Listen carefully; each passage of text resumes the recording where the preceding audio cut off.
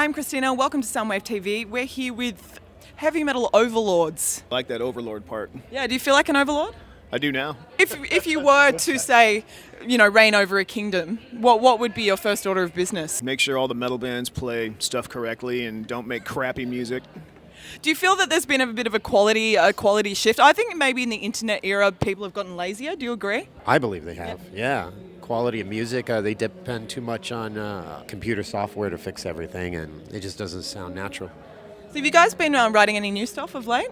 A little bit, just having a guitar in hand, and I'm such a lazy prick that I don't bother to, do 4 tracks or anything, like my newest trick is taping riffs on my iPhone, just so I don't forget it. Who are you guys keen to see? Obviously you're here to play, but who are you keen to check out? Well, the other day, when we couldn't play in Sydney, Rob asked me to play with him, but I was already 5-6 drinks in. So I'm like, Rob, even though I played that song with him all through Ozfest in '99, I'm like, I'm not going to make a fool of myself or you being half sloshed up there playing a song I haven't played in 12 years. So I did go up and see Zombie that night. Melvin's. Of course. Have you guys enjoyed the Big 4 shows? I had way more fun than I expected to that first week. Thought it was going to be really cool for the fans. And, I just thought, we're playing another gig, but the hang time, the dinner the day before with everybody, I just had way more fun than I thought I would.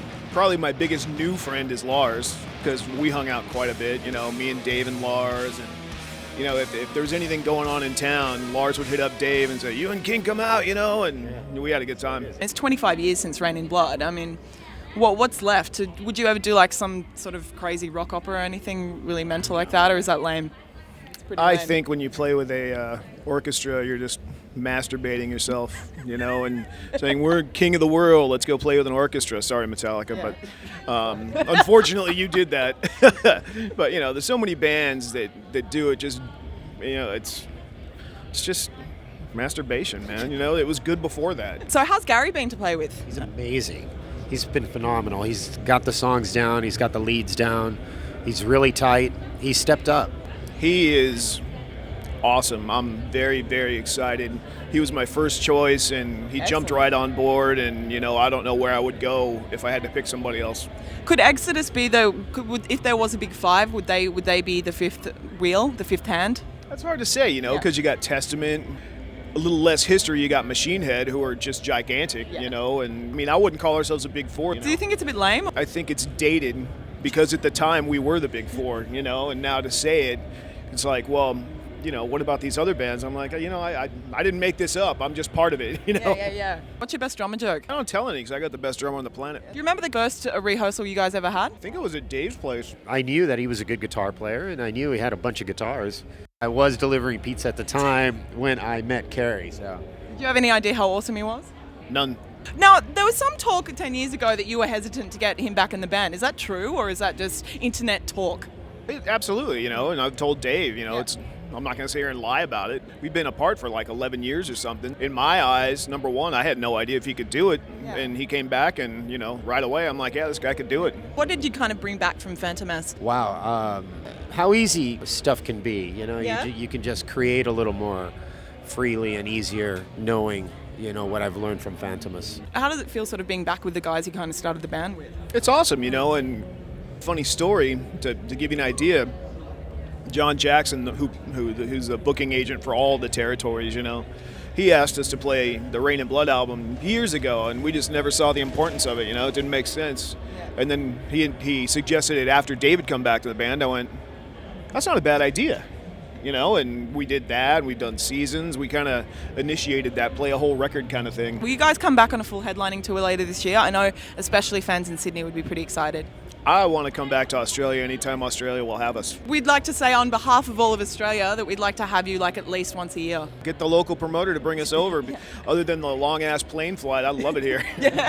Any fond memories of years gone past? I always have good memories because I'm a reptile breeder and collector, so I get a lot of people set me up behind the scenes stuff here. I got to see some private collections this time, so I had a good little thing I could do besides wait for the show. What draws you to reptilians? They don't need to be taken care of every day. Unlike bands? Unlike anything. They're kind of a self-sufficient animal of sorts. Are you a self-sufficient animal, Carrie? I try to be. Yeah. except when I give my tour manager, grief. Well, that's his job, really, isn't it? It's taking care. Absolutely. That's right. How did you sort of discover music, and what drew you to this? How did I discover metal? Yeah.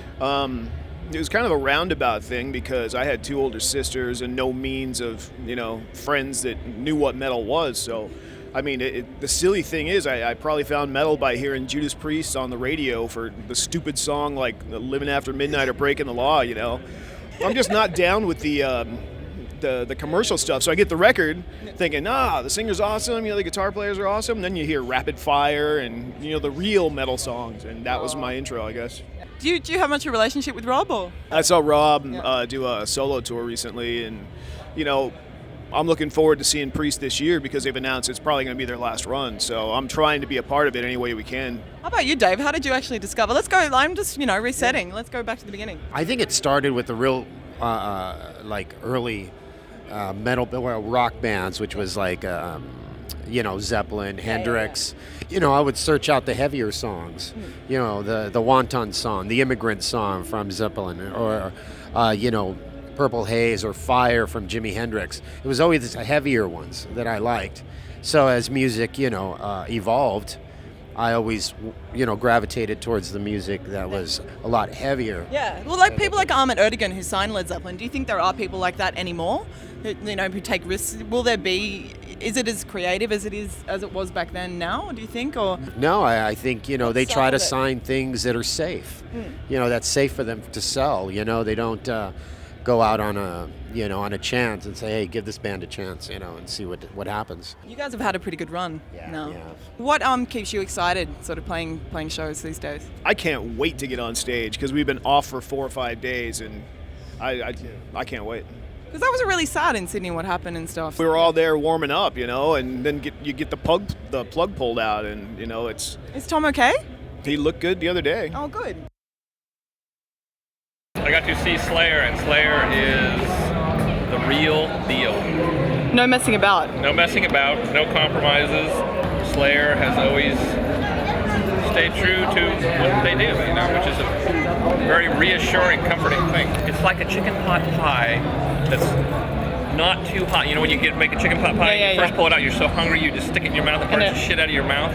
It's like a chicken pot pie that sat for like maybe 6 minutes, so you can actually eat it without blistering the top of your mouth, and you can enjoy it. The show's pretty badass. Yeah. Gary Holt is a fucking fine addition to Slayer in Jeff's absence. And I hope everybody dug it, because I dug it. We really hope that we get to see you guys again later in the year.